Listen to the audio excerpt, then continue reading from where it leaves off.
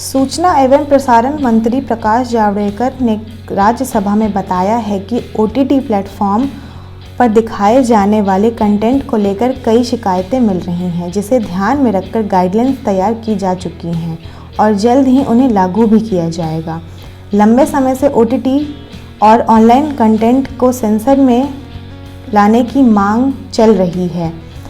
इस संबंध में सुप्रीम कोर्ट में भी दलील दी गई है, जिससे कहा गया था कि टीवी से ज़्यादा ऑनलाइन प्लेटफॉर्म की निगरानी ज़रूरी है। इस विषय पर दैनिक भास्कर ने central board of film certification की सदस्य वानी त्रिपाठी टीकू और इंडस्ट्री के जाने माने एक्टर्स से बातचीत की और जाना कि ओटीटी प्लेटफॉर्म पर सेंसरशिप कितनी ज़रूरी है। एक तरफ वानी की माने तो इस प्लेटफॉर्म पर सेंसरशिप लाना बेहद ज़रूरी है, तो वहीं इस प्लेटफॉर्म पर काम करने वाले एक्टर इसके पक्ष में नहीं हैं। वानी ने कहा कि रेगुलेटरी कोड की आवश्यकता है। वानी बताती हैं कि डिजिटल प्लेटफॉर्म एक ऐसा विषय है जिस पर चर्चा होनी बेहद ज़रूरी है।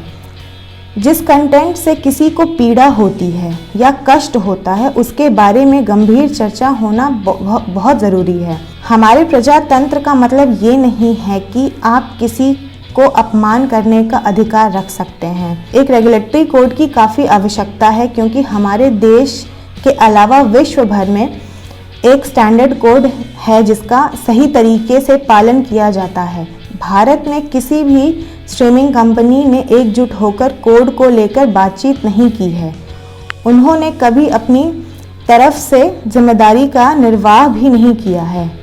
हमें अब तक नहीं पता कि कौन सी स्ट्रीमिंग प्लेटफॉर्म में कितने सब्सक्राइबर हैं।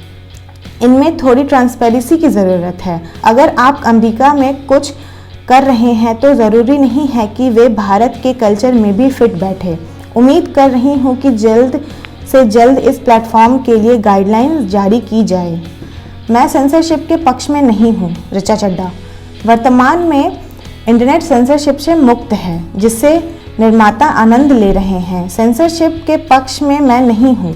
हालांकि जब देखती हूँ कि छोटे बच्चे कुछ ऐसा कंटेंट देखते हैं जो उनकी उम्र के लिए नहीं बने हैं, तो चिंतित ज़रूर होती हूँ। सेंसरशिप के बजाय उम्र के हिसाब से रेटिंग देनी चाहिए। डिबेट से ही हम इस विषय का निष्कर्ष निकाल पाएंगे। पंकज त्रिपाठी। मंच पर सेंसर के बिना कहानीकार अपनी कहानियों को जिस तरह से दिखाना चाहते हैं उस तरह से दिखाते हैं। वह उनके लिए एक आज़ादी की तरह है।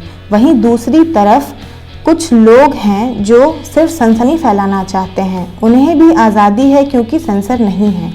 इसलिए सेंसरशिप होने के पक्ष और विपक्ष दोनों हैं, और सिर्फ एक डिबेट से ही हम विषय का निष्कर्ष निकाल पाएंगे। बीते दिनों सैफ अली खान की वेब सीरीज तांडव को लेकर खूब विवाद हुआ था। इस मामले ने इतना तूल पकड़ा कि सरकार को भी इसमें दखल देना पड़ा। इस पर आरोप था कि तांडव वेब सीरीज में हिंदू देवी देवताओं का उपहास किया गया है।